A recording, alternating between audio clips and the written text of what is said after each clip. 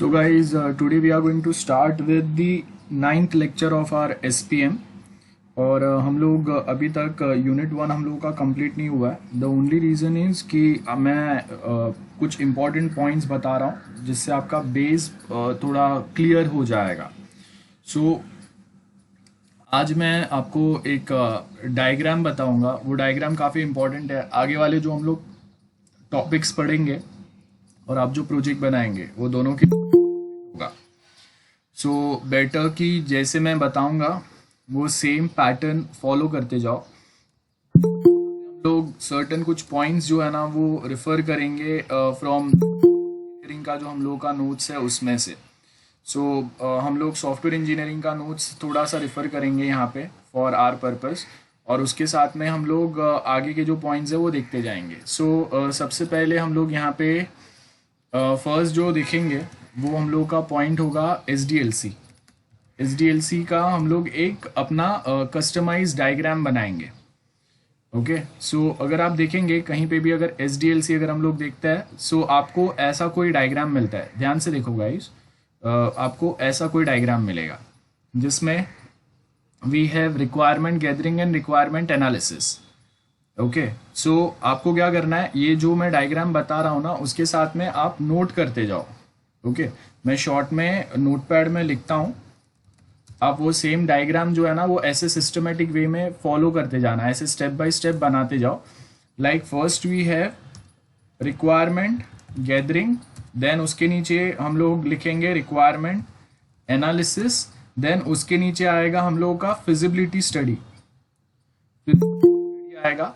Okay, now feasibility study के अंदर we have 3 types. Sorry, मैं स्क्रीन शेयर करना भूल गया।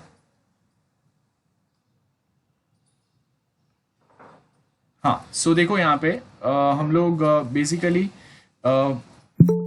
बता रहा हूँ, आप डायरेक्टली जैसे फ्लो चार्ट बनाते हैं ना वैसा ये फ्लो चार्ट बनाते जाओ। हम लोग के पास जो मेन जो डायग्राम होता है वो कुछ ऐसा होता है SDLC का, ये हम लोगों को पता है। ऐसा कुछ हम लोगों का डायग्राम होता है, और वो डायग्राम में अगर आप देखेंगे तो requirement gathering, requirement analysis, system design, implementation, testing, ये सब पॉइंट्स आते हैं। ओके, अब वो सेम पैटर्न में हम लोग यहाँ पे बनाएंगे, मतलब थोड़ा कुछ चीज़ें हम लोग सॉफ्टवेयर इंजीनियरिंग के नोट्स में से रेफर करेंगे जो हम लोग के आगे वाले जो हम लोग के टॉपिक्स है उसके लिए हेल्पफुल होगा। एक कॉमन मैं आपको डायग्राम बता रहा हूँ जो थ्रू आउट चलेगा। आपको क्या करना है, स्टार्टिंग में हम लोग लिखेंगे रिक्वायरमेंट गैदरिंग, उसके नीचे एरो डाल के लिखो requirement analysis. Okay, requirement gathering then requirement analysis, और उसके आगे फिर हम लोग के पास रहेगा फिजिबिलिटी स्टडी। अब ये फिजिबिलिटी स्टडी के अंदर वापस 3 सब टाइप्स रहेंगे।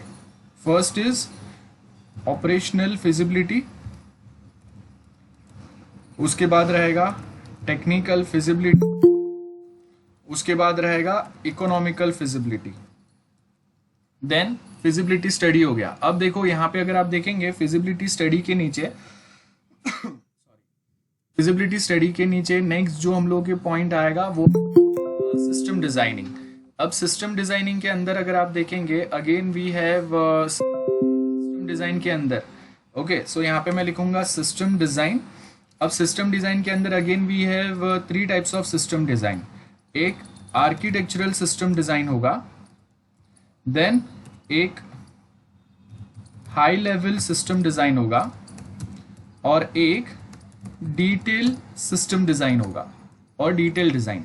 तो requirement gathering, requirement analysis, after that we have feasibility study. Feasibility study के अंदर आपके 3 पार्ट्स आएंगे, operational feasibility, technical, economical feasibility. Then system design आएंगे। सिस्टम डिजाइन के अंदर we have 3 types of designs, architectural design, high level design and detail design. ये 3 type आपके designing के अंदर आएंगे। ओके, नोट करते जाना साथ में। आफ्टर दैट हम लोग इम्प्लीमेंटेशन आएगा, मतलब सिंपली हम लोग कोडिंग लिखते हैं यहाँ पे। ओके, कोडिंग आएगा। कोडिंग के बाद में अब यहाँ पे हम लोग के पास कोडिंग के बाद आएगा हम लोगों का टेस्टिंग वाला पार्ट। टेस्टिंग के अंदर हम लोग के पास फर्स्ट होता है यूनिट टेस्ट, देन उसके बाद होगा system test, integration test. After that we have system test. System test के बाद आपको यहाँ पे मिलता है एक्सेप्टेंस टेस्ट। एक्सेप्टेंस टेस्ट, और एक्सेप्टेंस टेस्ट के अंदर we have again two types, alpha and beta. Okay, तो ये आपके टेस्टिंग वाला पार्ट हो गया। गाइज लिख रहे हैं आप लोग साथ में? गाइज एवरीवन लिख रहे हैं साथ में, नोट कर रहे हैं ना? ये एसडीएलसी का, हाँ ये कॉमन एसडीएलसी बनाते जाना है साथ में। सो वापस मैं एक बार बताता हूँ, रिक्वायरमेंट गैदरिंग हो गया, उसके बाद नीचे आएगा रिक्वायरमेंट एनालिसिस, उसके बाद आएगा feasibility study. In feasibility study we have 3 types, operational, technical and economical. उसके बाद डिजाइनिंग आएगा, जिसको हम लोग सिस्टम डिजाइन बोलते हैं। डिजाइन के आपके 3 पार्ट रहेंगे, architectural design, high level design, detail design. उसके बाद में कोडिंग आएगा या इम्प्लीमेंटेशन बोलते हैं। देन टेस्टिंग आएगा, टेस्टिंग के वी हैव डिफरेंट लेवल्स। सबसे पहले आता है यूनिट टेस्ट आएगा, उसके बाद इंटीग्रेशन टेस्ट आएगा, देन सिस्टम टेस्ट आएगा। सिस्टम टेस्ट के बाद में हम लोग के एक्सेप्टेंस टेस्ट रहेंगे। एक्सेप्टेंस टेस्ट के अंदर वापस आपके पास यहाँ पे 2 पार्ट्स रहेंगे, अल्फा टेस्ट और बीटा टेस्ट। और यहाँ पे आप ये भी लिख सकते हैं अल्फा स्लैश व्हाइट बॉक्स भी हम लोग यहाँ पे कंसिडर कर सकते हैं, और beta slash black box test. So testing के आपके ये लेवल्स हो गए। White box alpha test developer side पे होता है, अल्फा एंड व्हाइट बॉक्स दोनों टेस्ट डेवलपर एंड पे होते हैं। बीटा एंड ब्लैक बॉक्स ये दोनों यूजर एंड पे होते हैं। सो यहाँ पे ब्लैक बॉक्स मतलब कोई सिस्टम डेवलप कर रहा है, जो भी कोई ये सिस्टम डेवलप कर रहा है उसको का नॉलेज नहीं है, तो वो जो हिडन नॉलेज रहता है ना, मैं आपको यहाँ पे बताता हूँ। पहले एक बार एक डायग्राम कंप्लीट करते हैं, बाद में मैं आपको बताता हूँ। आई होप इतना लिख लिया सबने, हो गया यहाँ तक का, नोट किया सबने टेस्टिंग तक का?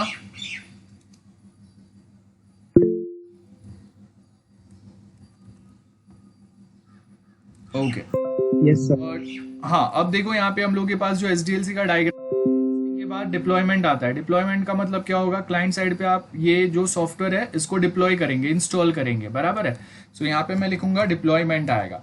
डिप्लॉयमेंट के बाद आपका मेन मेंटेनेंस वाला पार्ट चालू होता है। देखो लास्ट हम लोगों का मेंटेनेंस है, तो अब मेंटेनेंस के अंदर हम लोगों को again we have different types. Okay, अब मेंटेनेंस के अंदर हम लोग के पास होगा corrective maintenance, adaptive maintenance, perfective maintenance and last एक होगा हम लोगों का करेक्टिव, अडेप्टिव और एक सेकेंड,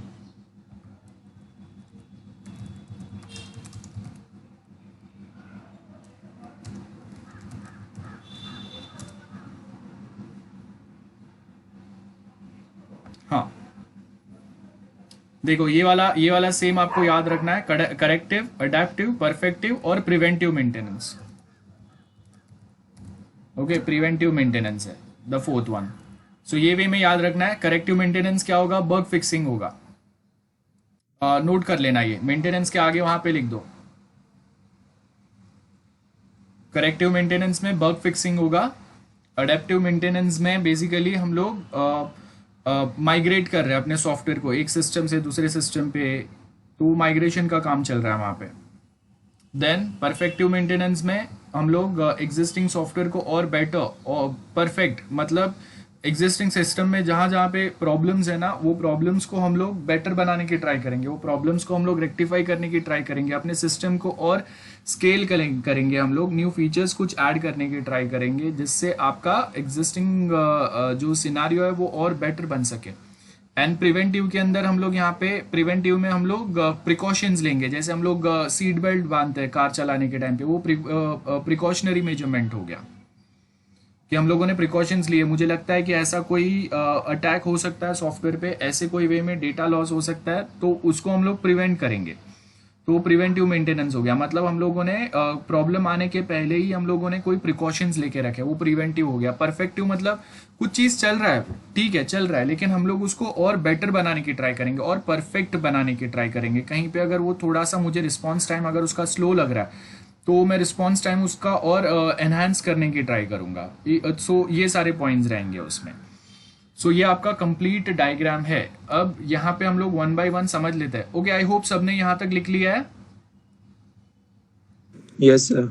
ओके, और यहाँ पे अभी आपको क्या करना है, ये चारों जो हम लोगों ने पॉइंट्स देखे, ये चारों पॉइंट्स के आगे यहाँ पे एक कर्ली ब्रैकेट बना दो और ये चारों के आगे कंबाइन लिख दो कॉस्ट ऑफ मेंटेनेंस। मतलब ये चारों हम लोग जब फॉलो करेंगे तो वो टाइम पे कॉस्ट ऑफ मेंटेनेंस भी आपको फोकस में रखना रहता है। तो ये चारों के आगे कर्ली ब्रैकेट बना के लिख दो cost of maintenance also stage in focus. Cost of maintenance also stage in focus.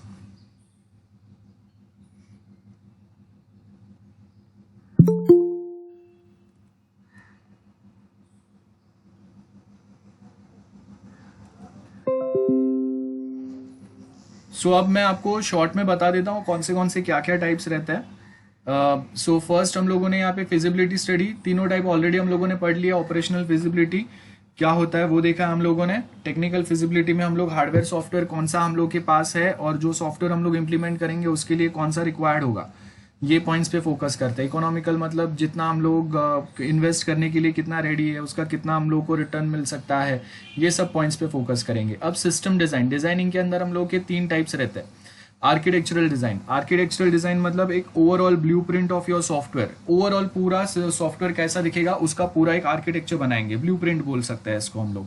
उसके बाद में हाई लेवल डिजाइन रहेगा जहां पे मैं बता दूंगा कि जैसे आप एक बिल्डिंग बनाने वाले, तो बिल्डिंग का ब्लूप्रिंट जो होगा वो आपका आर्किटेक्चरल डिजाइन हो गया। पूरा आर्किटेक्चर क्या क्या ऐड होगा उसमें वो हम लोग बताएंगे। उसके बाद में नेक्स्ट वाला जो पार्ट है उसमें हम लोग क्या करेंगे, अब वो बिल्डिंग में कितने फ्लोर्स रहेंगे वो हम लोग हाई लेवल डिजाइन में बनाएंगे। मतलब आपका सॉफ्टवेयर में कितने मॉड्यूल्स रहेंगे वो मॉड्यूल डिवीजन हम लोग हाई लेवल डिजाइन में बताएंगे। उसके बाद आपका आता है डिटेल डिजाइन। तो डिटेल डिजाइन में बेसिकली क्या होगा, डिटेल डिजाइन में हम लोग वो हर एक मॉड्यूल के अंदर कौन से सब मॉड्यूल्स रहेंगे। जैसे हाई लेवल डिजाइन में मैंने बोल दिया कि अगर मैं कॉलेज सॉफ्टवेयर अगर बना रहा हूँ तो उसमें एक स्टूडेंट मॉड्यूल रहेगा, एक प्रोफेसर मॉड्यूल रहेगा, एक teaching I mean professor, student है, प्रिंसिपल है, और एक ऑफिस स्टाफ या अकाउंटिंग के लिए एक होगा। सो वो टाइम पे हम लोगों ने वो मॉड्यूल डिवीजन बता दिया, किसमें बताया, हाई लेवल डिजाइन में। अब डिटेल डिजाइन में मैं क्या बताऊंगा, स्टूडेंट मॉड्यूल के और डिटेल का डिजाइन यहाँ पे मैं बनाऊंगा। सपोज अगर मैं बोल रहा हूँ कि जो स्टूडेंट मॉड्यूल है, तो अब हम लोग के पास एक ही कॉलेज में we have degree college student and junior college student. तो यहाँ पे अभी मेरा student module again gets divided in 2 part now. तो वो क्या हो गया, सब मॉड्यूल्स हो गए। स्टूडेंट मॉड्यूल के 2 सब मॉड्यूल हो गए, degree college and junior college. अब वो जूनियर कॉलेज में again we have 3 sub modules, that is arts, commerce and science, because वो तीनों के पैटर्न अलग रहेंगे, तीनों के जो रिजल्ट जनरेशन होगा, सब्जेक्ट्स अलग रहेंगे, तीनों का पैटर्न में काफी कुछ चेंजेस रहेंगे। तो अगेन वहां पे सेग्रीगेशन होगा। तो मेरा एक student module again gets divided into 2 sub modules, that is degree and junior. Junior again gets divided in 3 sub modules, commerce, science and arts. Similar way में डिग्री कॉलेज का जो आपका स्टूडेंट मॉड्यूल है, again that too gets divided in different degree sections, BCom, BMS, BPI, BScIT, BScCS and etcetera etcetera. तो ये वे में आपके sub division रहेंगे। वो सारे उसके जो डिजाइन हम लोग बनाएंगे वो आपके डिटेल डिजाइन में आएगा। उसके बाद तो नॉर्मल जो कोडिंग है वो तो हम लोगों को सबको पता है। After that we have unit testing. अब देखो कि अगर मैंने डिटेल डिजाइन में क्या बनाया था, डिटेल डिजाइन में मैंने बताया था कि हम लोगों के पास जो स्टूडेंट मॉड्यूल है उसमें 2 सब मॉड्यूल्स रहेंगे, एक होगा जूनियर कॉलेज, एक होगा डिग्री कॉलेज का, बराबर है। और वो जूनियर कॉलेज के अंदर हम लोग के पास वापस 3 सब मॉड्यूल्स थे, आर्ट्स, कॉमर्स, साइंस। तो ये जो है ना, ये हम लोगों के यूनिट्स हो गए। मेरा जूनियर कॉलेज है, जूनियर कॉलेज के अंदर वापस जो सब मॉड्यूल्स है ये सारे मेरे यूनिट्स हो गए। तो अब मैं क्या करूंगा, मैंने अगर वो जूनियर कॉलेज वाला अगर मॉड्यूल यूनिट बनाया, उतना पार्ट अगर बना दिया है स्टूडेंट मॉड्यूल के अंदर, तो मैं देखूंगा कि वो जूनियर कॉलेज वाला आर्ट्स वाला जो सेक्शन है उसका अगर कोई स्टूडेंट को अगर साइंस वाले सेक्शन में अगर जाना है तो वो आपस में डेटा एक्सचेंज कर पा रहे हैं कि नहीं, और वो जूनियर कॉलेज वाला जो स्टूडेंट मॉड्यूल है वो आपस में उसके जो 3 सब मॉड्यूल्स डेटा एक्सचेंज कर पा रहे हैं कि नहीं। और अगर जूनियर कॉलेज वाले तीनों मॉड्यूल्स आपस में इजीली डेटा एक्सचेंज कर पा रहे हैं तो वो डिग्री कॉलेज वाले मॉड्यूल के साथ में, डिग्री कॉलेज स्टूडेंट के मॉड्यूल वाले साथ में, उसके साथ में वो आपस में इजीली डेटा एक्सचेंज कर पा रहे हैं कि नहीं। तो ये जो छोटे छोटे पार्ट्स है ना, मॉड्यूल्स और सब मॉड्यूल्स है, उसको इंडिविजुअली टेस्ट करने को यूनिट टेस्ट बोलते हैं। उसको हम लोग एक दूसरे के साथ कनेक्ट करके चेक करेंगे कि वो आपस में इजीली कम्युनिकेशन कर पा रहे हैं कि नहीं, उसको इंटीग्रेशन टेस्ट बोलेंगे। तो जूनियर कॉलेज वाला स्टूडेंट मॉड्यूल डिग्री कॉलेज वाले स्टूडेंट मॉड्यूल के साथ में डेटा एक्सचेंज कर पा रहा है कि नहीं, बिकॉज कोई जूनियर कॉलेज में से अगर वही कॉलेज में डिग्री कॉलेज में एडमिशन लेने की ट्राई कर रहा है तो वो टाइम पे ये दोनों मॉड्यूल्स में डेटा एक्सचेंज कम्युनिकेशन इजीली होना चाहिए, तब जाके जूनियर कॉलेज का student can easily take admission in degree college in the same in that same premises. तो वो टाइम पे ये इंटीग्रेशन में हम लोग चेक करते हैं। In integration we basically try to integrate one module with other module and try to check whether they can easily exchange data, whether they can comfortably communicate with each other or not। ये सारे points रहेंगे। उसके बाद में अगर मेरे पास suppose पूरा मेरा जो सिस्टम है उसमें सब मॉड्यूल्स और मॉड्यूल्स मेन मॉड्यूल्स मिला के अगर 4 से 5 मॉड्यूल्स है, 6 मॉड्यूल 10 मॉड्यूल है, वो सबको हम लोग कंबाइन लेके आएंगे तो आपका एक पूरा सिस्टम बन जाएगा। इंटीग्रेशन में हम लोग क्या कर रहे हैं, एक मॉड्यूल या एक यूनिट को दूसरे यूनिट के साथ सिर्फ हम लोग कनेक्ट करके ट्राई करते हैं चेक करने के लिए कि हाँ ये आपस में कम्युनिकेट कर पा रहे हैं कि नहीं।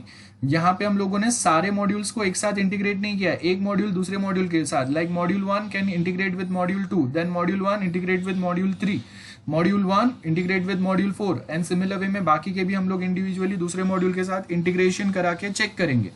सिस्टम टेस्ट में क्या होगा, मेरे जो भी 10 मॉड्यूल है ना वो 10 के 10 मॉड्यूल को हम लोग एक साथ लेके आएंगे और एक साथ लाने के बाद फिर हम लोग चेक करेंगे कि जब अगर ये सारे मॉड्यूल्स को हम लोग एक साथ रखते हैं तो as a single system, as a single software वो कैसे बिहेव कर रहे हैं, कहाँ पे क्या एरर्स आ रहे हैं, और वो अगर एरर्स आ रहे हैं तो उसका मेन रीजन क्या है, ये हम लोग यहाँ पे फोकस करेंगे। तो हम लोगों ने ये वाला पार्ट देखा। देन लास्ट में आता है एक्सेप्टेंस टेस्ट। एक्सेप्टेंस टेस्ट में बेसिकली आपको सर्टेन वर्ड्स पे फोकस करना है एक्सेप्टेंस टेस्ट के अंदर। लाइक फॉर एग्जाम्पल समझो कि हम लोग बात कर रहे हैं एक पॉइंट की, अगर हम लोग बात कर रहे हैं लाइक हाँ हम लोग लेगेसी सॉफ्टवेयर की अगर बात करते हैं, ओके, एक्सेप्टेंस टेस्ट क्लियर कब होगा ये समझते हैं हम लोग। सो लेगेसी सॉफ्टवेयर, यहाँ पे देखो लीगेसी सॉफ्टवेयर क्या होता है बेसिकली। लीगेसी फॉलो करने का मतलब क्या होता है, अगर मैं बोल रहा हूं कि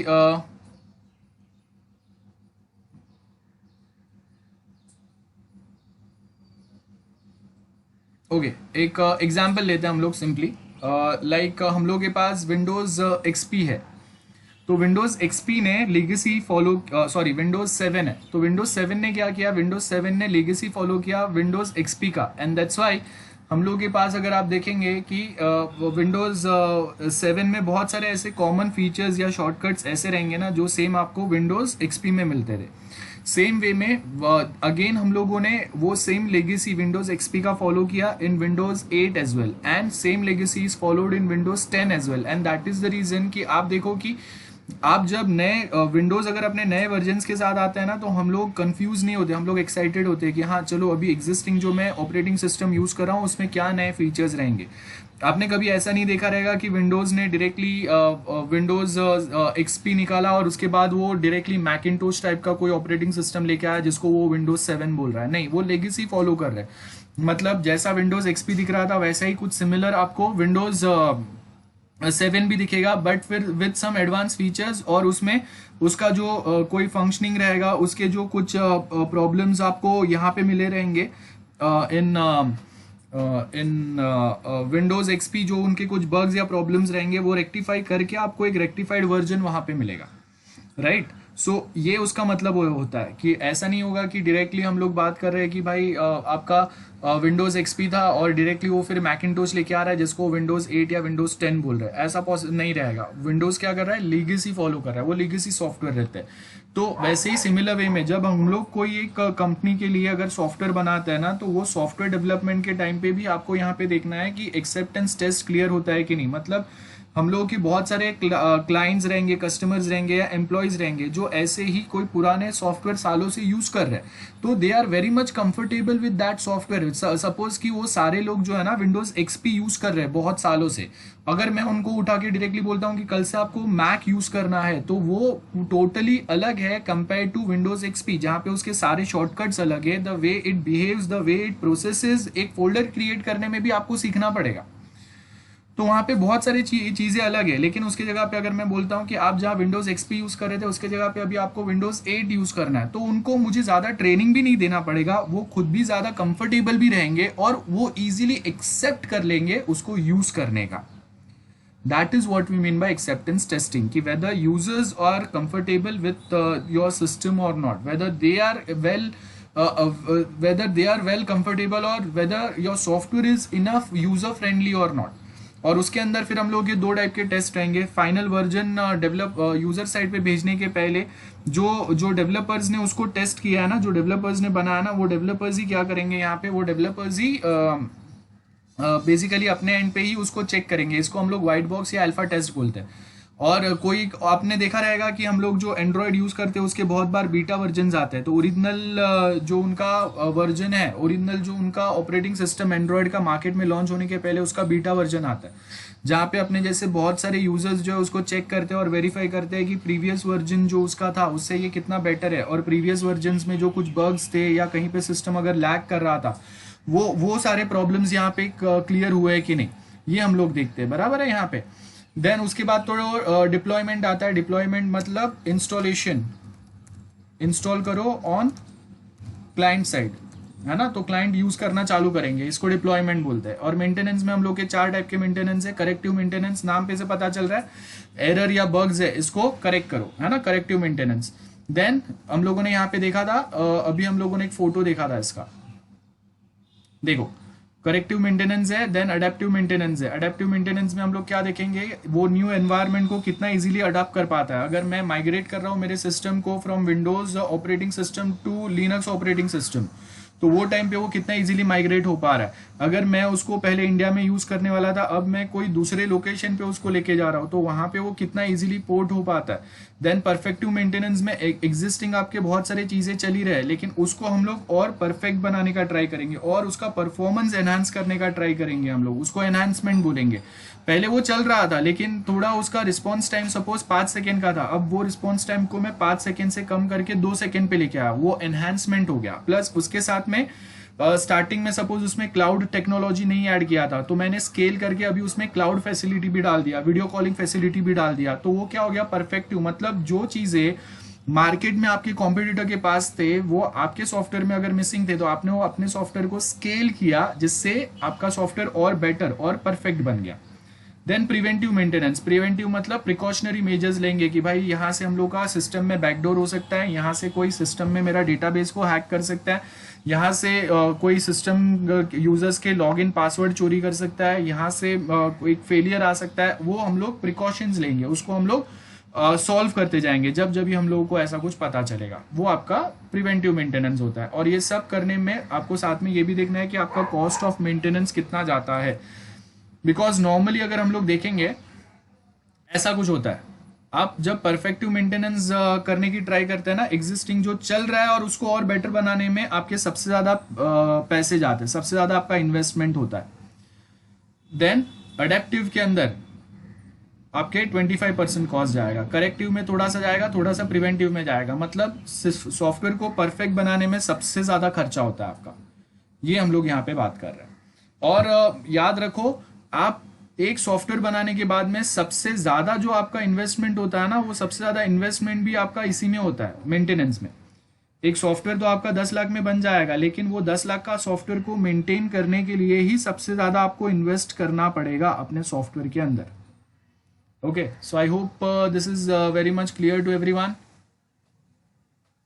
गाइस जाग रहे हैं ना लोग? Yes sir. ना ओके ओके। Yes sir. बोला, हाँ जो भी मैंने बोला वो क्लियर है सबको? Yes sir. Yes sir. Okay, so any doubt for this? ये डायग्राम आपको बना के रखना है बिकॉज ये सेम डायग्राम आपको काम में आएगा, हेल्प करेगा। ओके, और उसके साथ में मैंने लास्ट लेक्चर आप लोगों को बोला था मुझे रिमाइंड कराने के लिए कि मैं आपको टाइप्स ऑफ डिफेक्ट्स पढ़ाने वाला हूँ, जो मैंने खुद को रिमाइंड करा। हाँ सर। हाँ वेरी गुड, नोट करो नाउ टाइप्स ऑफ डिफेक्ट्स। सो ये जो हम लोग मेंटेनेंस करेंगे, मेंटेनेंस में जो हम लोग अलग अलग टाइप के मेंटेनेंस कर रहे हैं और टेस्टिंग में जो हम लोग अलग अलग टाइप के टेस्टिंग करेंगे, तो टेस्टिंग में हम लोगों को बेसिकली क्या मिलेंगे? डिफेक्ट्स मिलेंगे, और वो डिफेक्ट्स को आपको सॉल्व कर। तो टाइप्स ऑफ डिफेक्ट्स होते हैं,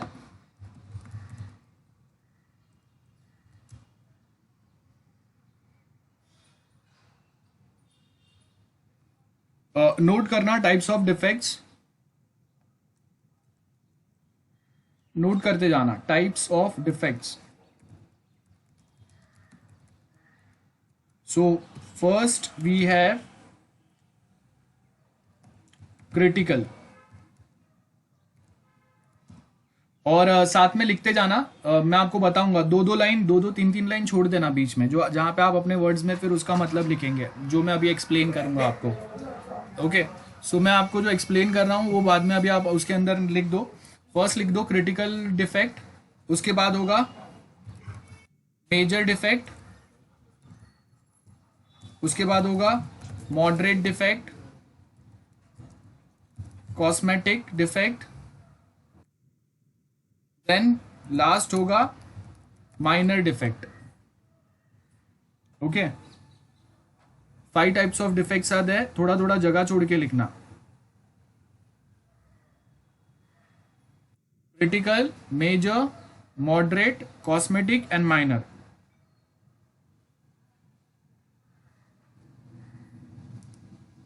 ओके, और यहाँ पे ई आएगा कॉस्मेटिक।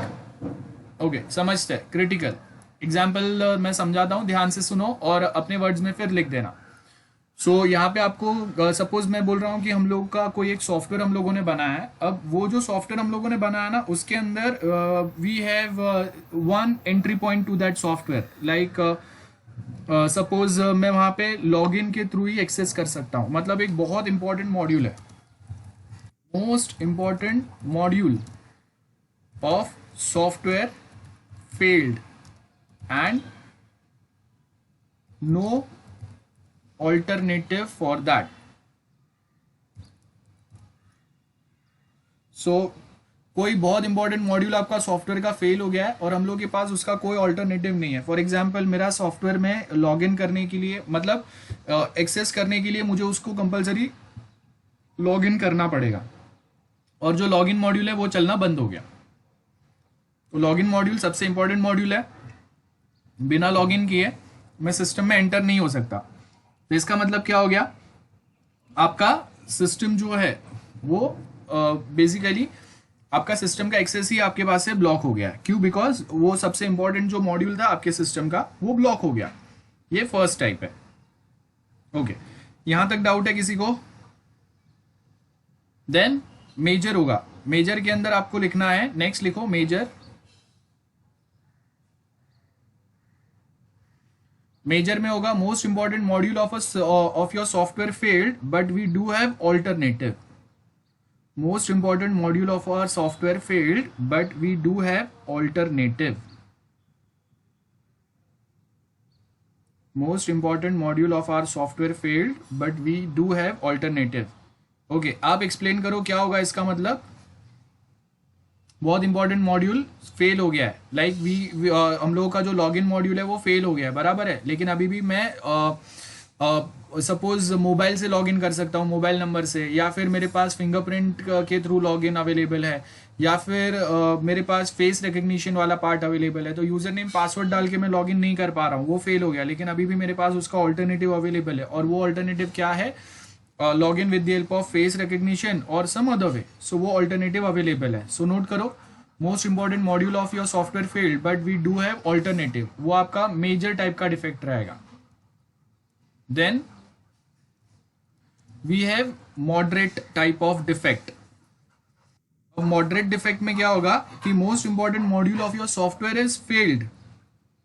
लिख दो मोस्ट इंपॉर्टेंट, सॉरी मॉडरेट में आएगा कि आपका कोई सॉफ्टवेयर जो है ना उसका मॉड्यूल फेल नहीं हुआ है लेकिन वो करेक्ट रिजल्ट जनरेट नहीं कर रहा है, आउटपुट करेक्ट जनरेट नहीं कर रहा है. ये आएगा, नोट करना कि module does not generates expected or correct result. So there is no failure in moderate defect, but the expected result is not being generated by the software or that specific module. Expected result वो generate नहीं कर रहा है. So हम लोगों ने expect कुछ किया था लेकिन वो expected lines पे ये काम नहीं कर रहा है. Okay. Then next we have cosmetic type of defects. Cosmetic type of defects मतलब defects related to designs, defects related to designs of your software. तो आपके सॉफ्टवेयर के डिजाइन को लेके अगर कुछ डिफेक्ट है, कुछ प्रॉब्लम है, आपने जो डिजाइन किया उसमें कुछ मिस्टेक है, वो सारे इसमें आएंगे. कॉस्मेटिक नाम पे से पता चल रहा है मेकअप वाला सामान. तो आपके सॉफ्टवेयर के ऊपर जो आपने मेकअप किया है ना, वो मेकअप में कुछ मिस्टेक है. That is what we mean by this part. Okay. Next we have minor defect. Minor defect में क्या होगा? We can take example like minor defect में for example suppose कि मेरे पास हाँ सपोज एक कॉलेज का वेबसाइट है, जैसे हम लोग का दालमिया कॉलेज है. अब स्टूडेंट्स बेसिकली ऑनलाइन एडमिशन लेते हैं तो वो कॉलेज के साइट पे आएंगे जहाँ से वो ऑनलाइन एडमिशन प्रोसेस फॉलो कर सकते हैं. अब आपने यहाँ पे क्या किया है, आपने कॉलेज का जो स्पेलिंग है दालमिया का स्पेलिंग रॉन्ग लिख दिया है. तो जो स्टूडेंट्स ऑनलाइन एडमिशन लेने आएंगे वो कॉलेज का नाम पढ़ के चले जाएंगे, उनको लगेगा कि ये दालमिया कॉलेज नहीं है. तो ये क्या हो गया, ये प्रॉब्लम हो गया. तो यहाँ पे माइनर डिफेक्ट्स क्या रहते हैं, जहाँ पे हम लोगों ने सपोज कोई स्पेलिंग मिस्टेक किया है या ऐसे छोटे मोटे बहुत जो आपके सॉफ्टवेयर को इतना ज़्यादा हैम्पर नहीं कर सकते, इतना ज़्यादा तकलीफ नहीं दे सकते, वो माइनर डिफेक्ट्स रहते हैं. जो आप छोटा मोटा मिस्टेक है लेकिन हाँ वो फाइनेंशियली कॉलेज को तकलीफ दे सकते हैं, बिकॉज इट माइट पॉसिबल ना कि 100-200 स्टूडेंट कॉलेज के वेबसाइट पे एडमिशन के लिए आए लेकिन कॉलेज का नाम रॉन्ग पढ़ के वो लोग वहां से चले गए. तो 200 स्टूडेंट का अगर मैं 150 स्टूडेंट भी पकड़ू तो 50 स्टूडेंट का 20,000 फीस भी अगर मैं पकड़ता हूँ तो कॉलेज को कितना ज़्यादा लॉस हो गया just because of this minor defect. So यहाँ पे हम लोग बात करते हैं ये डिफेक्ट्स का, जहाँ पे हम लोग के माइनर डिफेक्ट्स हो सकते हैं लेकिन माइनर डिफेक्ट्स कभी कभी आपके सॉफ्टवेयर को बहुत ज़्यादा हार्म कर सकते हैं. तो माइनर डिफेक्ट्स में लिख दो spelling error or some etc, some minor errors or mistakes from developer side, वो आपके minor defects रहेंगे. ओके सो यहां तक जो भी मैंने कुछ बोला है डाउट है किसी को भी? Guys anyone? No sir. Okay सबको समझा है ना पक्का? We have 5 types of defects, critical, major, moderate, cosmetic and minor. और ये सबको हम लोग कौन से बेसिस पे सॉल्व करेंगे? We solve this defects based on their priority. तो प्रायोरिटी लिस्टिंग होता है साथ में. क्रिटिकल डिफेक्ट है लेकिन उसका प्रायोरिटी लो है, माइनर डिफेक्ट है लेकिन उसका प्रायोरिटी हाई है क्योंकि ऑनलाइन एडमिशन चल रहा है और बहुत सारे स्टूडेंट नाम पढ़ के चले जा रहे हैं.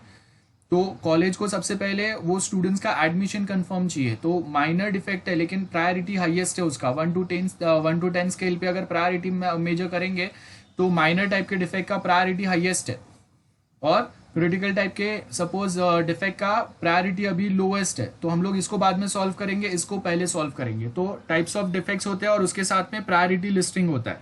तो प्रायोरिटी जिसका ज्यादा रहेगा उसको हम लोग पहले सॉल्व करेंगे, प्रायोरिटी जिसका कम रहेगा उसको हम लोग बाद में सॉल्व करेंगे. आई होप समझ में आ गया सबको. ब्रैकेट में लिख देना this defects basically solve based on priority listing.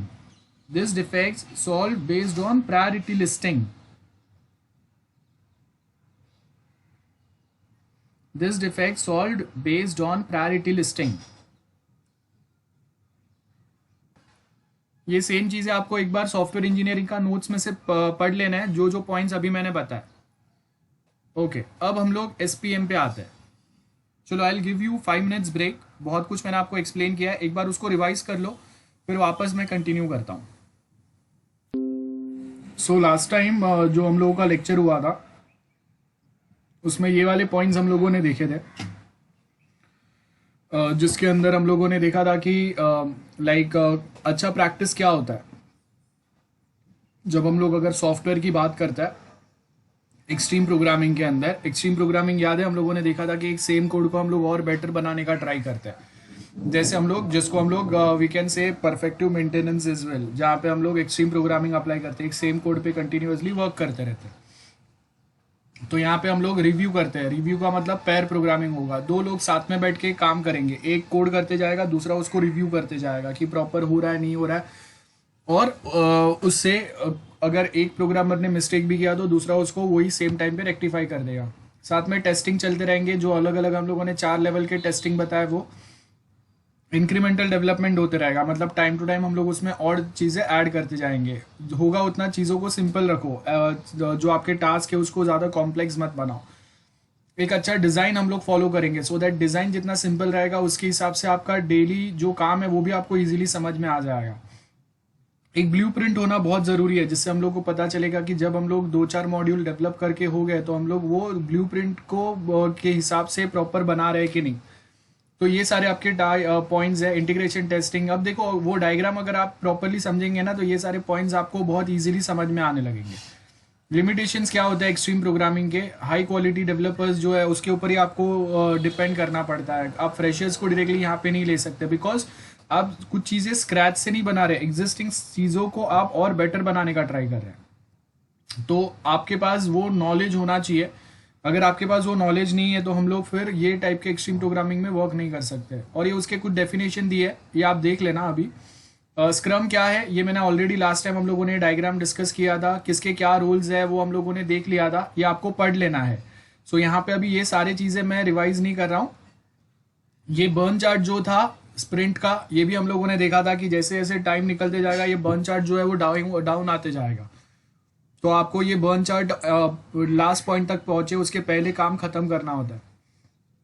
Macro and micro processes, अब यहाँ पे क्या बोला है, माइक्रो प्रोसेस। माइक्रो मतलब बहुत छोटे से, और ऐसे बहुत छोटे छोटे प्रोसेस जब आप कंटिन्यूअस एक साइकिल में, एक इटरेशन में करते रहते हैं, वो आपका मैक्रो प्रोसेस रहेगा। और हर एक स्पेसिफिक माइक्रो प्रोसेस कंप्लीट करने के बाद में हम लोग वहां पे एक चेक पॉइंट डालते हैं। चेक पॉइंट मतलब हम लोग को कंफर्म हो जाएगा कि ओके यहाँ तक का काम तो आपने कर दिया है। Suppose after every 5 micro processes मैं वहां पे एक चेक पॉइंट डालूंगा, चेक पॉइंट 1। तो अगर कोई रिव्यू कर रहा है तो वो देखेगा कि ओके चेक पॉइंट 1 तक का काम हो गया, मतलब 5 माइक्रो प्रोसेसेस हो गए या एक माइक्रो प्रोसेस कंप्लीट हो गया है, जो भी वे में आप एक्सप्लेन करने की ट्राई करो। तो ऐसा कंटिन्यूअसली ऐसे बहुत सारे छोटे छोटे प्रोसेस साइकिल में चलते रहेंगे, जिसको हम लोग माइक्रो प्रोसेस बोलेंगे। और वो specific set of micro process complete होने के बाद वहां पे हम लोग या तो स्टॉप पॉइंट डालेंगे या चेक पॉइंट डालेंगे। So after every 1 check point सामने वाले यूजर को पता चल जाएगा कि ओके यहाँ तक इतना काम हो गया, तो उसके बाद आपको कितना और काम करना बाकी है, जहां से आप अपना काम आगे और कंटिन्यू करेंगे। उसके आगे कॉम्बिनेशन ऑफ अप्रोच।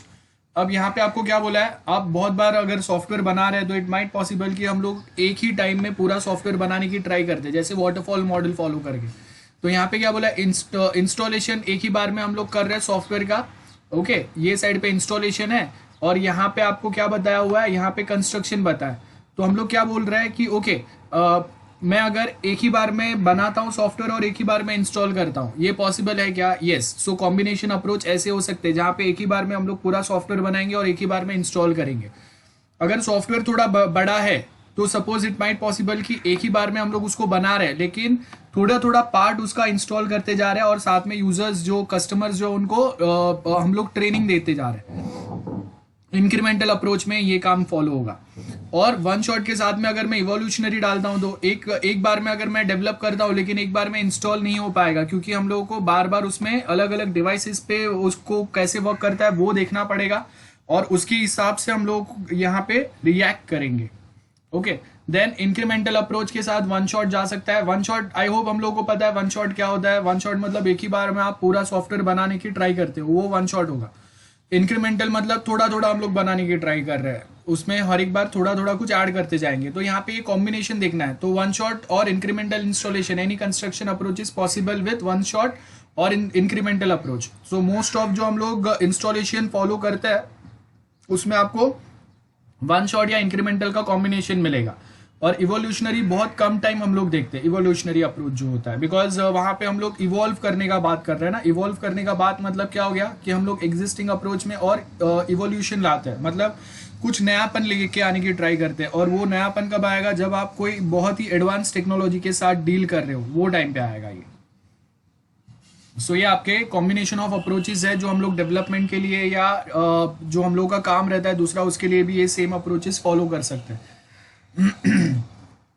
अब थंब रूल क्या है, अगर अनसर्टेनिटी बहुत हाई है देन इवोल्यूशनरी अप्रोच आप यूज कर सकते हैं। मतलब आपको फ्यूचर में क्या करना है, ये सॉफ्टवेयर कितना प्रॉपर प्रूव होगा अपने कस्टमर्स या क्लाइंट्स के लिए, आपको अगर कंफर्म पता नहीं है तो वो टाइम पे आप क्या करेंगे, इवोल्यूशनरी अप्रोच ऐड करेंगे। मतलब जैसे जैसे टेक्नोलॉजिकल चेंजेस होंगे, जैसे जैसे टाइम और स्पेंड होगा, हम लोग उसके अंदर और चीजें इवॉल्व करते जाएंगे।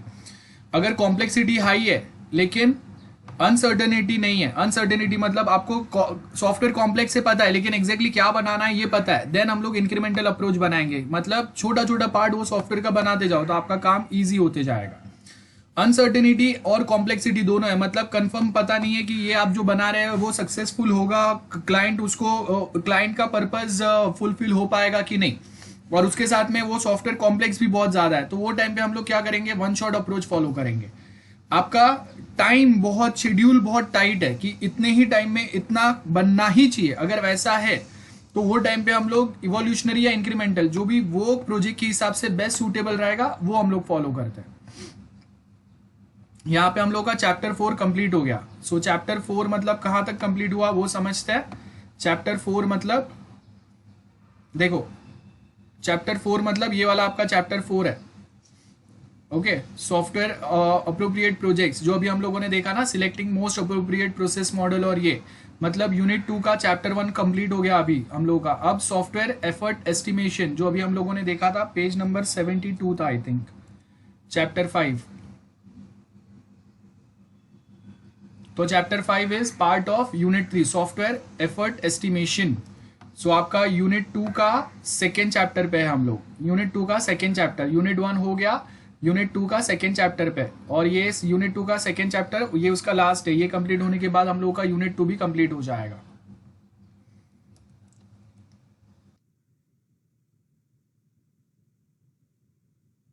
ओके, सो ये हम लोगों का यूनिट 2 का फर्स्ट चैप्टर कंप्लीट हो गया। अब अगर आपको कुछ डाउट्स है तो वो बताओ। So here we will be starting with unit 2 का chapter 2, that is software efforts and उसके एस्टिमेशंस कितने रहेंगे। बेसिकली हम लोग बताएंगे कि कोई एक सॉफ्टवेयर अगर हम लोग बना रहे हैं तो वो बनाने में आपका कितना खर्चा होगा।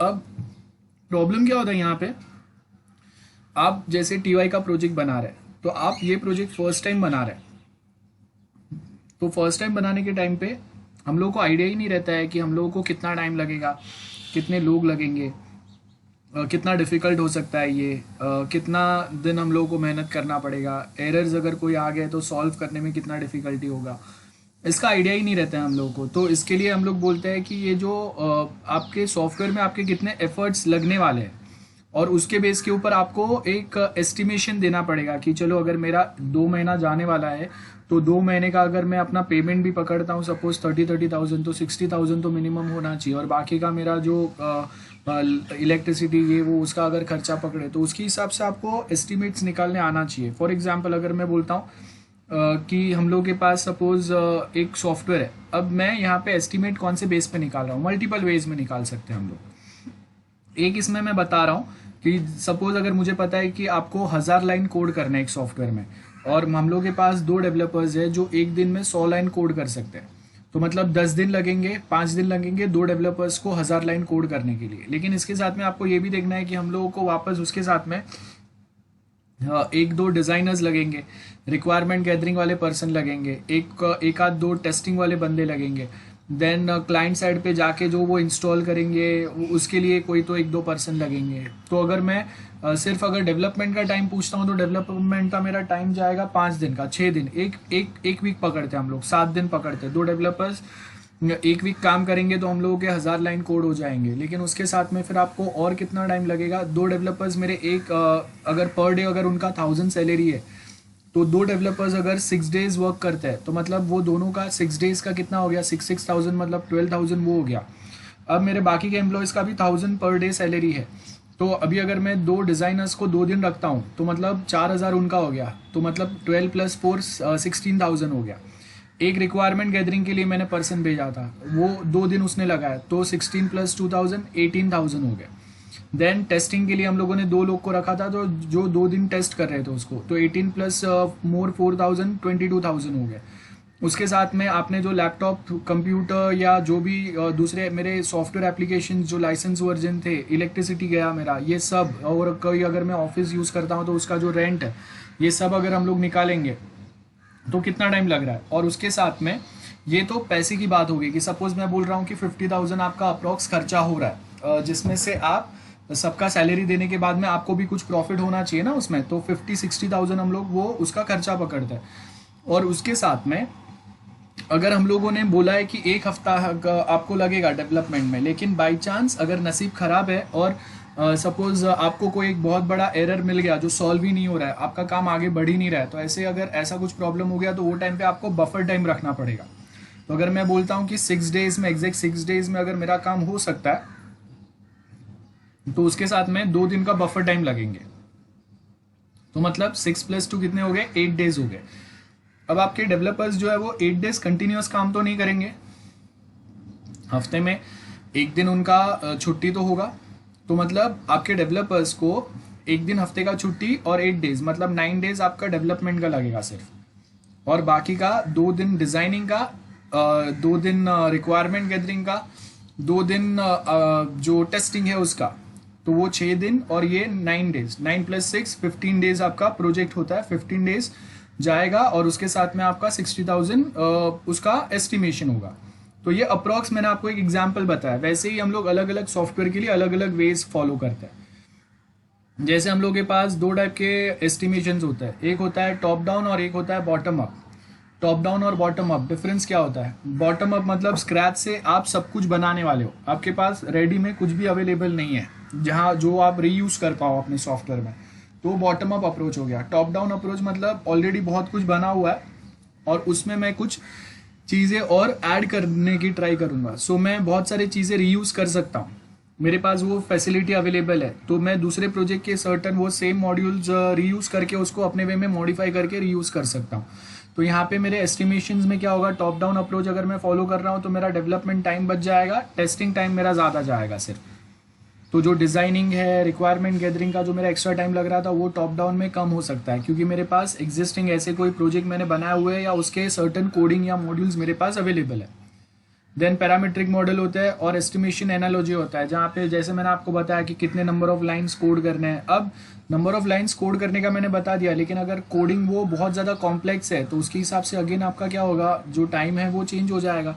क्योंकि मैं नॉर्मल कोडिंग तो आप HTML का कोडिंग आप 500 लाइन एक दिन में लिख सकते हैं, लेकिन अगर मैं बोलता हूँ कि जावा का आपको कोई कॉम्प्लेक्स कोडिंग लिखना है तो कभी कभी 100 की जगह 50 लाइन भी एक दिन में नहीं हो सकता, क्योंकि इतने सारे एरर्स या बग्स आएंगे आपको जो उसका सोल्यूशन नहीं मिलेगा। तो यहाँ पे वो भी आपको फॉलो करना चाहिए कि आप जब नंबर ऑफ लाइंस के बेस के ऊपर अगर एस्टिमेट निकाल दे कि इतने नंबर ऑफ लाइंस हम लोगों को कोड करने, तो उसमें से कॉम्प्लेक्सिटी कितना है उसका। अगर कॉम्प्लेक्सिटी उसका बहुत ज़्यादा है तो वो टाइम पे आपको देखना है कि आप उसको कितने टाइम में सॉल्व कर सकते हैं या कितने टाइम में डेवलप कर सकते हैं। सो सक्सेसफुल प्रोजेक्ट में क्या होगा, डिलीवरिंग अग्रीड फंक्शनलिटी, जो यूज़र ने बोला है वो सारे फंक्शनलिटीज़ हम लोग ऑन टाइम बनाने की ट्राई करेंगे यहाँ पे। देन उसके लिए टारगेट सेट करो कि ओके इतने टाइम में इतना काम होना चाहिए, इतने टाइम में ये काम होना चाहिए। ऑन टाइम अग्रीड कॉस्ट क्या था, जब आपने फर्स्ट टाइम अग्री किया क्लाइंट के साथ में तो वो टाइम पे आपने जो पैसा बोला था उतने ही पैसे में आपको बनाना है। ऐसा नहीं होगा कि हर टाइम गवर्नमेंट की तरह आप एक प्रोजेक्ट चालू करने के बाद उसको डिले करके बोलेंगे कि भाई अभी इतने में नहीं बन पाएगा, आपको और एक्स्ट्रा पैसा लगेगा, ऐसा नहीं है। और जो भी हम लोग टारगेट सेट करेंगे ये टास्क ऑन टाइम कंप्लीट करने के लिए, वो आपको कंपलसरी कुछ भी करके वो टारगेट्स अचीव करने ही करने हैं।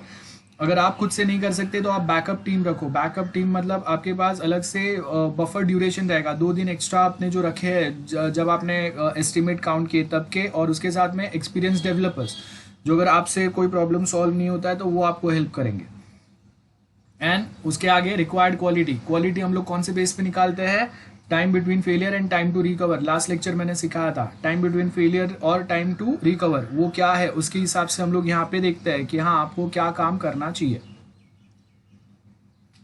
और अगर टारगेट अचीवेबल नहीं है तो क्या बोला है? A key point here is that developer may in fact be a very competent but in correct estimation leading to unachievable target. मतलब आपने एस्टिमेट चलो कम कर दिया है, लेकिन आपने जो टारगेट्स दिए ना वो टारगेट्स ऑन टाइम अचीवेबल नहीं है। अगर मैं बोलता हूँ कि भाई आपको 2000 लाइन एक हफ्ते में कंप्लीट करना है, तो अगर वो सिंपल कोडिंग रहेगा तो प्रॉब्लम नहीं है, कॉम्प्लेक्स कोडिंग में वो पॉसिबल ही नहीं हो सकता। तो मतलब आपने डेवलपर्स के ऊपर एक ऐसा टारगेट उसको अचीव करने के लिए आप बोल रहे हो जो अचीव करना पॉसिबल ही नहीं है नॉर्मल सिनारियोज में।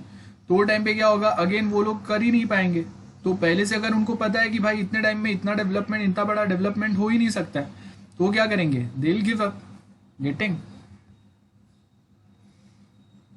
और इसके साथ जो हम लोग एस्टिमेट्स निकालते हैं प्रोजेक्ट का कि भाई कितना पैसे में हम लोग ये प्रोजेक्ट बना सकते हैं, तो उसमें बहुत बार गलती होता है। अगर मैं आपका टीवाई प्रोजेक्ट भी मैं अगर आपको पूछूँ ना कि आपको कितना दिन लगेगा, कितने डेवलपर लगेंगे, कितना कोडिंग आपका कॉम्प्लेक्स है, कितने नंबर ऑफ लाइंस आपको लिखने पड़ेंगे, आपको भी नहीं पता रहेगा। तो यहाँ पे आपको क्या बोला है? ये जो एस्टिमेट्स है ना ये बहुत डिफिकल्ट है। एक प्रॉपर करेक्ट एस्टिमेट निकालना वो बहुत डिफिकल्ट होता है। तो इसके लिए हम लोग के पास हमेशा एक एक्सपीरियंस पर्सन होना ज़रूरी है जिसको इनफ एक्सपीरियंस हो इसका। बहुत बार क्या होता है? पॉलिटिकल प्रेशर होता है। पॉलिटिकल प्रेशर का मतलब क्या है? यहाँ पे managers may wish to reduce the estimated efforts cost in order to win the support and acceptance of a project. मतलब कट थ्रोट कॉम्पिटिशन होता है कभी कभी। वो बोलता है कि भाई आप इतने में नहीं बना रहे हो, दूसरा मेरे पास अवेलेबल है जो ये सम सेम कॉस्ट में या कम कॉस्ट में मुझे बना के दे रहा है। उसके साथ में कभी कभी ऐसा होता है कि आपने एक सॉफ्टवेयर जो है आई मीन आपने एक कंपनी के लिए प्रोजेक्ट बनाना डिसाइड कर दिया, लेकिन अभी आपने चालू किया था वेबसाइट डेवलपमेंट से, लेकिन अभी उनका रिक्वायरमेंट ज़्यादा फोकस आ गया मोबाइल डेवलपमेंट पे। तो अभी आपने वेबसाइट बनाना ही बोला था, लेकिन मोबाइल डेवलपमेंट तो आपको आता नहीं है। तो ये क्या हो गया? अनसर्टेनिटीज हो गया। जहाँ पे आप एक मोबाइल डेवलपमेंट की बात कर वेबसाइट डेवलपमेंट की बात कर रहे हो, लेकिन अभी आपको मोबाइल डेवलपमेंट वहाँ पे बनाना पड़ेगा सेम रिक्वायरमेंट्स विद, बट आपको वो आता नहीं है। और बहुत बार आपने क्या सीखा था, आपने क्या बनाया, और उसके हिसाब से एक्चुअल प्रोजेक्ट बहुत बार डिफर करता है। और वो कब पता चलता है? जब हम लोग आधा उसका डेवलपमेंट कर चुके रहते हैं। तो ये भी बहुत तकलीफ वाला होता है पार्ट। नेक्स्ट है ओवर एंड अंडर एस्टिमेशंस। कभी कभी हम लोग मार्केट में कंपटीशन में रहने के लिए एक अंडर एस्टिमेट कर देते हैं, तो वो भी अच्छा नहीं है। और ओवर एस्टिमेट करेंगे तो ऑफकोर्स आपके जो कस्टमर्स है वो आपके राइवल्स के पास चले जाएंगे। तो दोनों केस जो है वो करेक्ट नहीं है, बिकॉज आपने अगर अंडर एस्टिमेट कर दिया तो आपके पॉकेट से आप पैसा डाल के थोड़ी दूसरे को प्रोजेक्ट बना के देंगे, तो आपका कंपनी कभी चलना ही नहीं है। ओवर एस्टिमेट मतलब इतना ज़्यादा आपने कॉस्टिंग बोल दिया तो आपका कस्टमर आपके पास वापस आएगा ही नहीं कभी। मार्केट में आपका नाम जो है वो खराब हो जाएगा, तो लोग दूसरे के पास से इजीली करा लेंगे। तो ये अगेन दो प्रॉब्लम्स होते हैं। नाउ सक्सेसफुल एस्टिमेशंस के लिए आपको पूरा जो प्रोजेक्ट है उसका नॉलेज होना चाहिए। पास्ट में अगर आपने ऐसे कोई प्रोजेक्ट बनाया है तो वो सबसे बेस्ट चीज़ होता है। तो इसके लिए हम लोग एक्सपीरियंस जो डेवलपर्स होते हैं जिन्होंने 8-10 साल ऐसे ही प्रोजेक्ट्स पे काम किए हैं, पास्ट में ऐसे प्रोजेक्ट्स पे काम किए, उनका हेल्प लेते। तो उनको पता रहेगा कि ओके ये प्रोजेक्ट जब हम लोग रियल में बनाएंगे तो कितने बड़े बन सकते हैं, और वो बनाने में कौन से टाइप के डिफिकल्टीज आ सकते हैं, अगर प्रॉब्लम हुए तो कितने प्रॉब्लम्स आ सकते हैं उसमें, अगर हम लोग डेवलप करना चालू करेंगे कितना बड़ा टीम लगेगा, और उसमें कौन से टाइप के डेवलपर्स हम लोग इजीली जिनके साथ काम कर सकते हैं, ये सारे हम लोग यहाँ पे देख सकते हैं। तो कितना एफर्ट्स, कितना टाइम लगेगा, ये सब हम लोग यहाँ पे देख सकते हैं। Need to be able to measure the amount of work involve. Traditional size of measurement देखेंगे, लाइन ऑफ कोड कितना है वो देखते हैं हम लोग, लेकिन ये लाइन ऑफ कोड पहले काम करता था, आज के टाइम पे लाइन ऑफ कोड काम नहीं करता है। बिकॉज अगर मैं बोलता हूँ कि ओके आपको एक कॉलेज के लिए सॉफ्टवेयर बनाना है तो उसमें लाइन ऑफ कोड आपके मिनिमम रहेंगे, बट उसके सामने अगर मैं बोलता हूँ कि एक रिजल्ट जनरेशन सॉफ्टवेयर बनाना है तो उसमें लाइन ऑफ कोड बहुत कम रहेंगे, लेकिन कॉम्प्लेक्सिटी बहुत ज़्यादा रहेगा उसमें। Getting? So line of code के बेस के ऊपर अगर हम लोग एस्टिमेट देते तो वो कभी सक्सेसफुल नहीं हो सकता। तो यहाँ पे हम लोग के पास जो एस्टिमेट मेथड्स होते हैं उसमें अगर आप देखेंगे, एक हम लोग का बॉटम अप अप्रोच है जहाँ पे हम लोग क्या बोलते हैं स्क्रैच से सब कुछ हम ही बनाने वाले हैं। तो हम लोग के पास प्रीवियस कोई ऐसे प्रोजेक्ट्स का एक्सपीरियंस नहीं है। पैरामीट्रिक या एल्गोरिथमिक मॉडल में हम लोग क्या बोलेंगे, कितने फंक्शंस आप ऐड करने वाले हो, पर फंक्शंस हम लोग वहाँ पे उसका एस्टिमेट डालते हैं, क्योंकि हम लोग के पास अगर 100 फंक्शन है तो एक फंक्शन बनाने में सपोज इतना टाइम लगेगा, तो अप्रोक्स 100 बनाने में कितना टाइम लग सकता है, और उसके हिसाब से हम लोग अपना टाइम और जो कॉस्ट है वो निकाल सकते हैं। या फिर अगर हम लोग को नहीं समझ में आता है तो एक एक्सपर्ट ओपिनियन ले लो जो ऐसे प्रोजेक्ट पे सालों से काम कर रहे हैं, तो उससे हम लोग को और बेटर हेल्प हो पाएगा।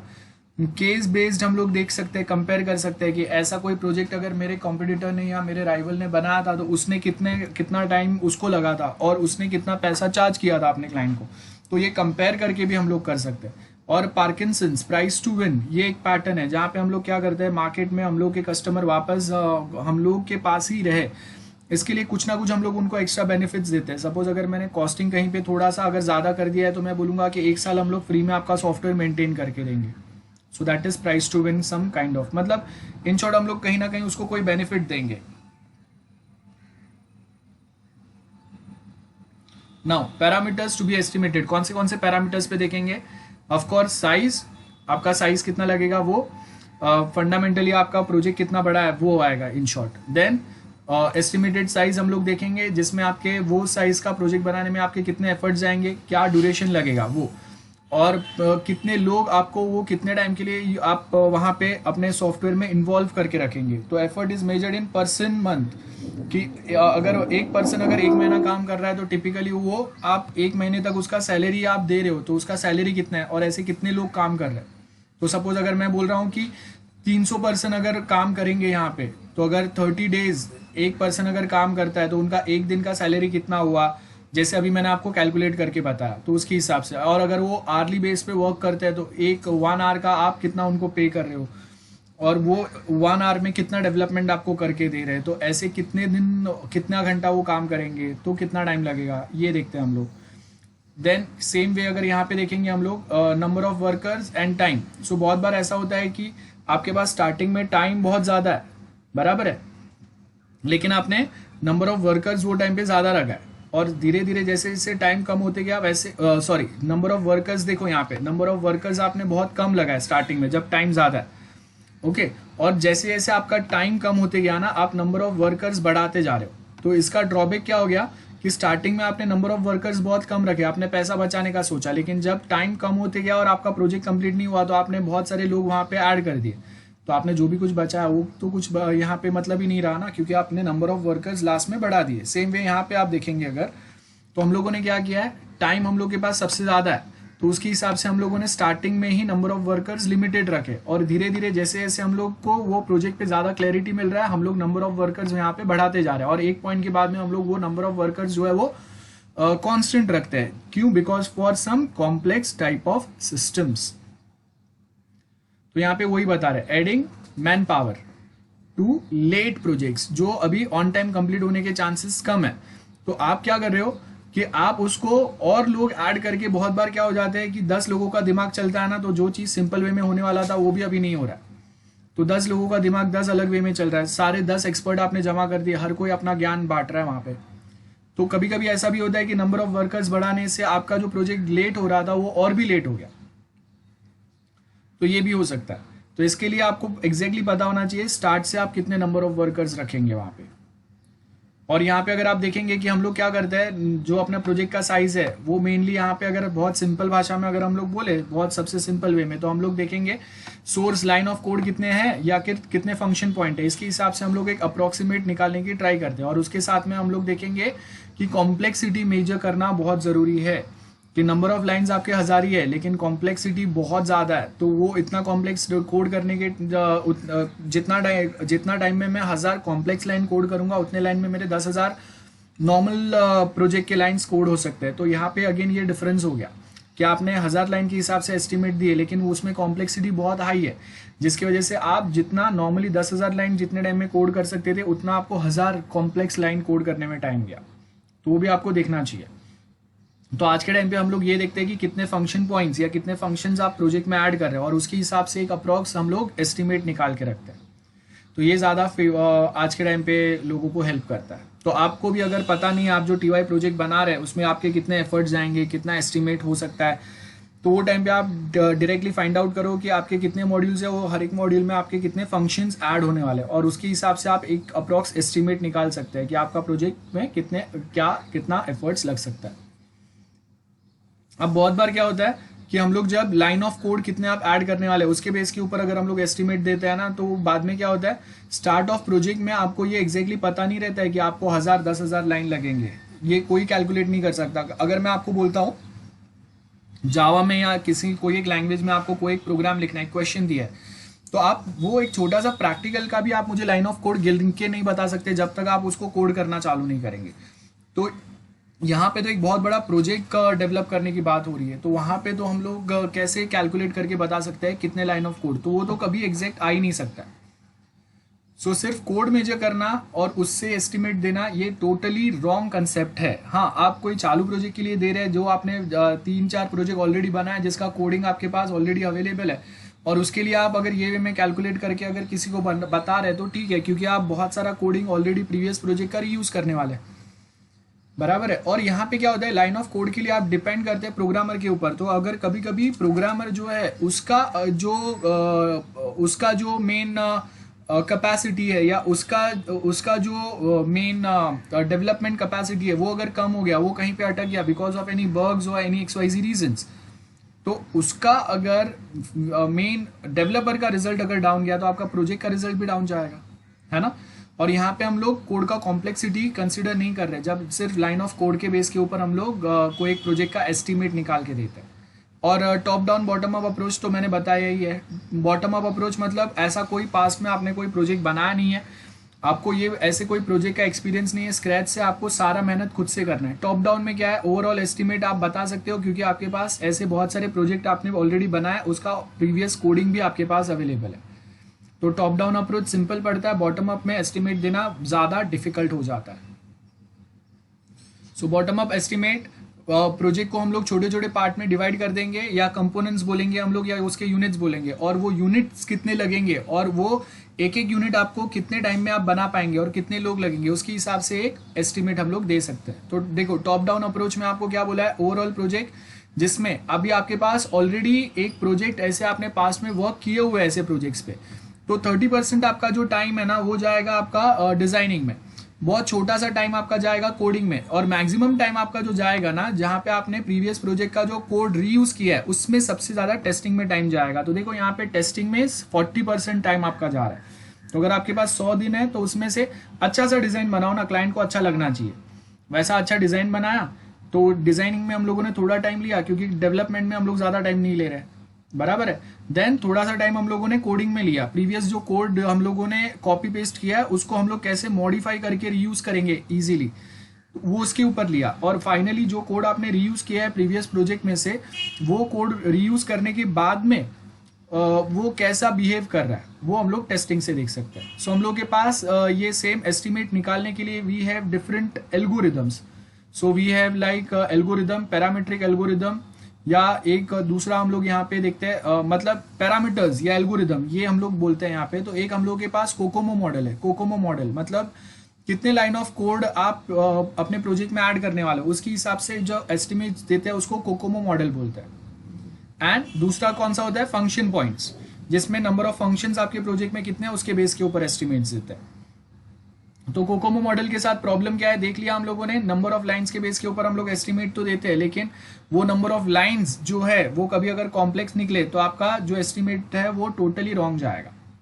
तो नेक्स्ट में हम लोग क्या करते हैं, एक में हम लोग क्या करते हैं, गेस द एल्गोरिदम, और वो एल्गोरिदम कितना सिंपल है कॉम्प्लेक्स है उसके बेस के ऊपर हम लोग एस्टिमेट देते हैं। लेकिन आपको क्या करना चाहिए, एक सिस्टम कैरेक्टरिस्टिक्स क्या है ना, आपके पास रिक्वायरमेंट्स क्या है, उसके हिसाब से आपको क्या एल्गोरिदम अप्लाई करना है और उसके हिसाब से हम लोग एस्टिमेट देते हैं। तो यहाँ पे गैस नहीं करना है, ये गैस वर्क नहीं होना चाहिए। गैस वर्क जो है आपका एस्टिमेट्स रॉन्ग लेके जाएगा। तो गैस वर्क की जगह पे एग्जैक्टली आपके सिस्टम के क्या कैरेक्टरिस्टिक्स है उसको समझो, और उसको समझने के बाद में हम लोग उसके बेस के ऊपर एक एल्गोरिदम डिफाइन करेंगे, और ये एल्गोरिदम से आपको उसका कोडिंग का कॉम्प्लेक्सिटी लेवल क्या है ये पता चलेगा। ऑफकोर्स एल्गोरिदम हम लोग यही पर्पस के लिए बनाते हैं ना, जिससे आपको वो कोड का कॉम्प्लेक्सिटी पता चलता है। और अगर कोड का कॉम्प्लेक्सिटी पता चला तो एस्टिमेट देना इजी हो जाता है। सो आई होप यहां तक जो भी कुछ मैंने बोला वो क्लियर है सबको।